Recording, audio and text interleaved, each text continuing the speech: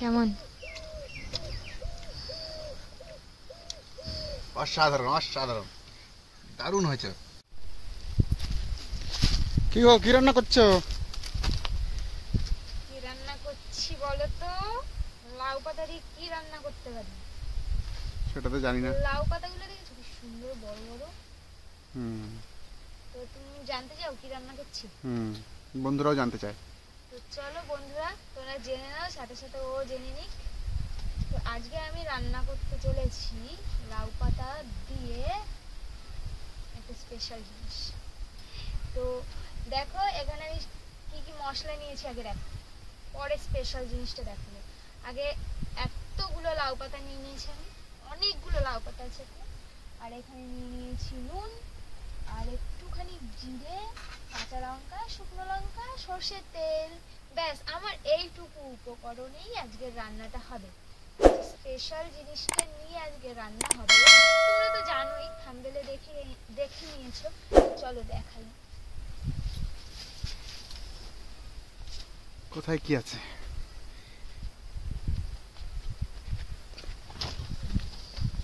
ওই দেখো। ওরে বাপরে, জ্যান্ত জ্যান্ত কই মাছ কোথায় পেলে? কাকা ধরেছে ডোবা থেকে। কাকা কালকে ডোবা থেকে এই মাছগুলো সব ধরেছে। এবার জানি না তো, তো যদি জানতাম কাকা এগুলো ধরবে তাহলে তোমাদের সাথে অবশ্যই শেয়ার করতাম ধরাটাও। কিন্তু আমাদের এখানে একটা ডোবা আছে, দেখা যাবে এই যে এই লাইনটাতে দেখাই, এই কচু বাগানগুলো দেখতে পাচ্ছ? এই কচু বাগানের এইগুলো সব বর্ষা হলে না সব জলে ডুবে যায়। এখান থেকেই অনেক প্রচুর কই মাছ, মাগুর মাছ, শিঙি মাছ, মানে যাবতীয় চুনো মাছ, অনেক রকমের মাছ, পুঁটি মাছ পাওয়া যায়। তো চলো আর দেরি না করে রান্নাটা শুরু করি। তো নমস্কার বন্ধুরা, তোমরা সবাই কেমন আছো? আশা করি সবাই অনেক ভালো আছে, আর আমিও অনেক ভালো আছি। মানে আমি না, আমরা অনেক ভালো আছি। তো তোমরা দেখতে পেলে আজকে আমি কি রান্না তোমাদের সাথে শেয়ার করতে চলেছি। আজকে আমি তোমাদের সাথে শেয়ার করতে চলেছি কই মাছের পাতুরি লাউ পাতা দিয়ে। আর তোমরা ভিডিওটা দেখে অবশ্যই বাড়িতে ট্রাই করবে, এরকম ইজি প্রসেসে তোমরা করবে, অল্প উপকরণ লাগবে, তোমরা অবশ্যই বাড়িতে ট্রাই করবে। তো চলো না আর বেশি দেরি না করে রান্নাটা শুরু করি।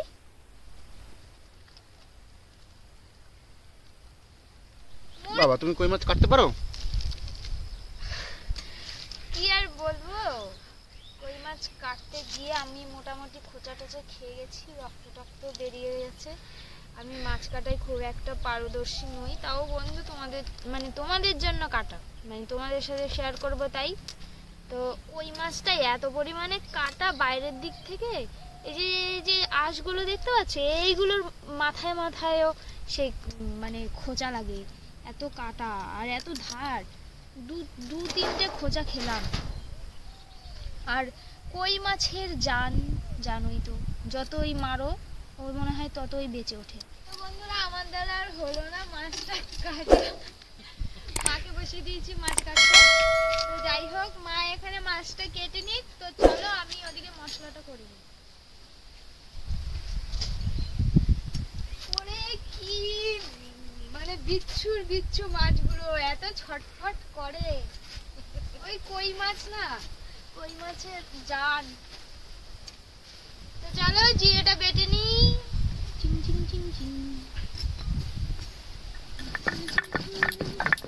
এবারে লাউ শাকগুলো হেভি না,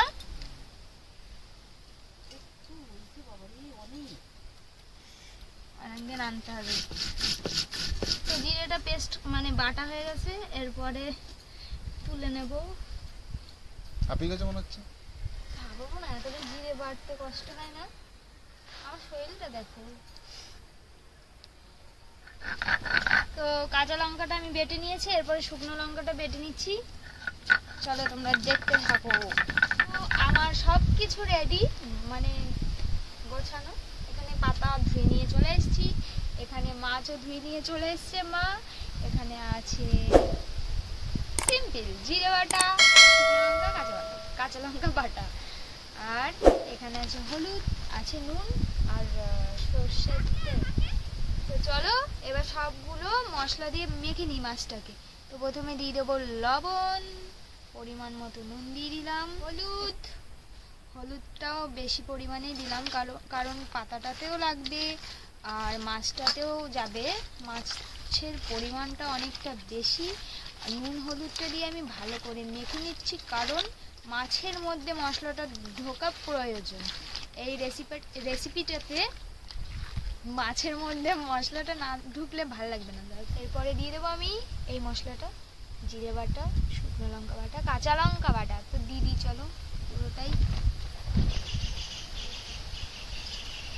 এখানে আমি জিরের পরিমাণটা বেশি নিয়েছি, কারণ শুধু তো জিরেই। এবার এই মশলাটার মধ্যেই আমি দিয়ে দেবো একটু সর্ষের তেল। রান্নাটা তোমরা সর্ষের তেল দিয়ে করবে বন্ধুরা, সর্ষের তেল দিয়ে করলেই কিন্তু রান্নাটা খেতে বেশি ভালো লাগবে।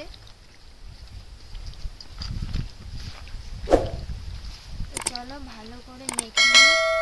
যদি মাছটাকে আমি কিছুক্ষণ ম্যারিনেট করে রাখতে পারতাম তাহলে বেশি ভালো হতো। তোমরা অবশ্যই চেষ্টা করবে কিছুক্ষণ মাছটাকে ম্যারিনেট করে রাখার।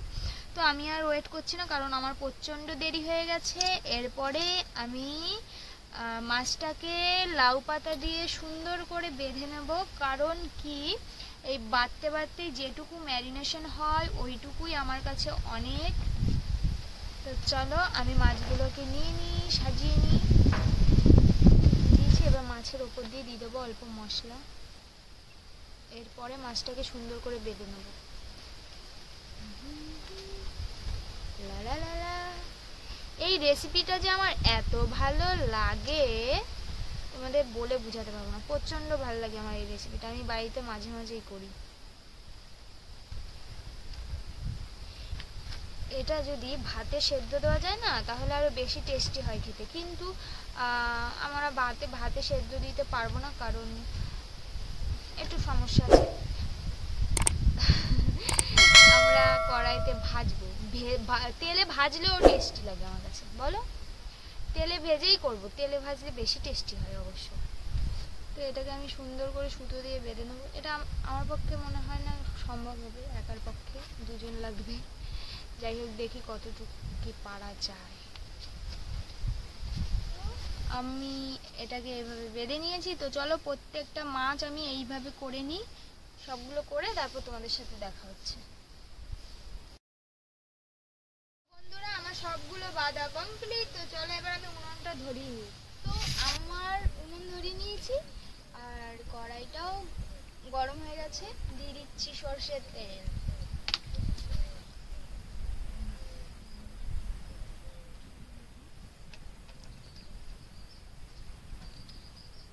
তেল গরম হয়ে গেছে, এরপরে দিদি মাছগুলো। এই ডিশটা যে আমার কত প্রিয় ভাবতে পারি,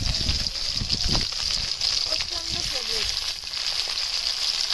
কালারটা কত সুন্দর এসছে আর লাউ পাতা থেকে জলও ছেড়ে দিয়েছে। আমি 10 মিনিট ধরে আস্তে আস্তে অল্প জালে এটাকে সেদ্ধ করে নিয়েছি, নাহলে ভেতরের মাছটা তো সেদ্ধ হবে না, বলো? তো এটাকে আমি আবারও একটু ঢেকে দেবো। এটাকে আমি ঢেকে দিয়েছি, মোটামুটি আবারও 10 মিনিট পরে উল্টে দেবো। একটু টাইম নিয়ে ভাজলে না ভালো হবে ভাজাটা। তো বন্ধুরা এখানে বসে থাকতে হচ্ছে না, প্রচন্ড ধোয়া লাগছে। তো চলো আমাদের বাড়িতে কি কি সবজি আছে তোমাদের সাথে শেয়ার করি। বন্ধুরা একটা জিনিস আগে তোমাকে দেখাই, ওই জলটা দেখো। এই দেখো, আমি বলছিলাম না এখানে অনেক কই মাছ পাওয়া যায়, এখনো মাছ আছে। এই কাদাগুলো ঘাটলেই মাছ বেরোবে। তো এইখান থেকেই কাকা ধরেছিল। কলাই শাক লাগিয়েছে কাকা। তো চলো দেখো, যে আমাদের লাউ গাছ, আর এখানে এই গাছ, আর লাউ গাছে ফুল এসছে। দেখো দেখো দেখো, এই দেখো কি কিউট। এইদিকে দেখো শুধু পালং শাক, আর পালং শাকের শীষও হয়ে গেছে। এটাকে আমরা বলি শীষ পালং। এই শীষ পালংটাও খেতে খুব ভালো। আর ওদিকে তো অনেক বাঁধাকপির বাগান আছে, দেখতে পাচ্ছ কি দারুণ বাঁধাকপিগুলো, দারুণ হয়েছে। ফুলকপি হয়েছে দু একটা। এখানে আছে টক পালং। ফুলকপিগুলোর পাতাগুলো দেখেছো কত বড় হয়েছে। আসো ফুলকপি দেখাই, ওই দেখো এইদিকে। তো এইখানে দেখো বাঁধাকপিগুলো অনেক বড় হয়ে গেছে। এগুলোতে কি লাগাবে আমি এখনো জানি না, দেখি কি লাগায়। লাগানোর পর অবশ্যই শেয়ার করব। দেখো এই ফুলকপিটা সব থেকে বড় হয়েছে, দুদিন পরে খাওয়া যাবে। আর এখানে টমেটো গাছ আছে, সবজি আছে আমাদের বাড়িতে, তো সেইগুলো পরে দেখাবো, আজকে আর দেখাচ্ছি না কারণ রান্নাটা হয়ে এসেছে। আমি চলে এসেছি রান্নার কাছে। ঢাকাটা খুলে দিই, এবার এইভাবেই ভেজে নিই কিছুক্ষণ। ভাজা কমপ্লিট, এবার এগুলোকে নামিয়ে নেবো। চলো নামিয়ে নেবো।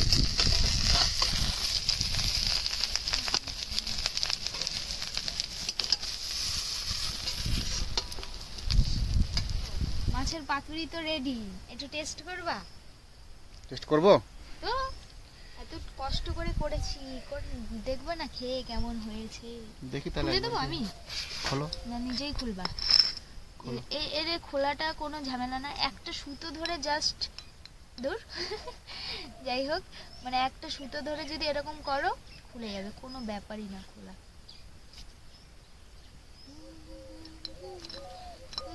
দেখেছো? আরে যখন খাবে গরম গরম ভাতের সাথে, তখন তো থালাটা বড় থাকবে না, এরকম ছোট প্লেট থরি থাকবে, তখন ছাড়াতে কোনো অসুবিধা হবে না। দেখো কি দারুণ লাগছে, খোলো দেখি। চলো একবার ট্রাই করেই দেখি খাও। কি মন রান্না করেছে। কি বেরোবে কি বেরোবে কি বেরোবে? কই মাছ। দেখো দাদু বেঁচে নেই তো, এর তো আবার মরণ হয় না। ওরে বাস, সেরা সেরা। এটা ছোট নাকি? সব কটাতে একটা ছোট আছে, একটা বড় আছে। ভাঙো দেখি, সফট হয়েছে। দারুণ দারুণ। দেখো কি দারুণ সেদ্ধ হয়েছে। তাহলে এক বাইট নিয়ে দেখি নাকি? একটু মশলা নিই, একটু শাক নাও। একটু শাক নিই।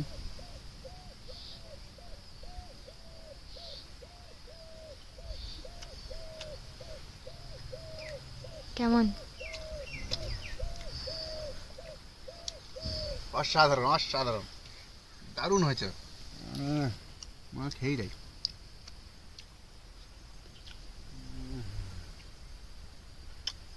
চোখ বন্ধ করে ফিল নিয়ে খাচ্ছে, মানে টেস্টটা ভালো করে বোঝার চেষ্টা হেভি করছে। সুন্দর হয়েছে, হেভি সুন্দর হয়েছে। বন্ধুরা তোমরা টেস্ট করে দেখবে একবার, আমার কথা যদি বিশ্বাস না হয় একবার বাড়িতে এরকম রান্না করে ট্রাই করে দেখবে। কম মশলা কম তেল।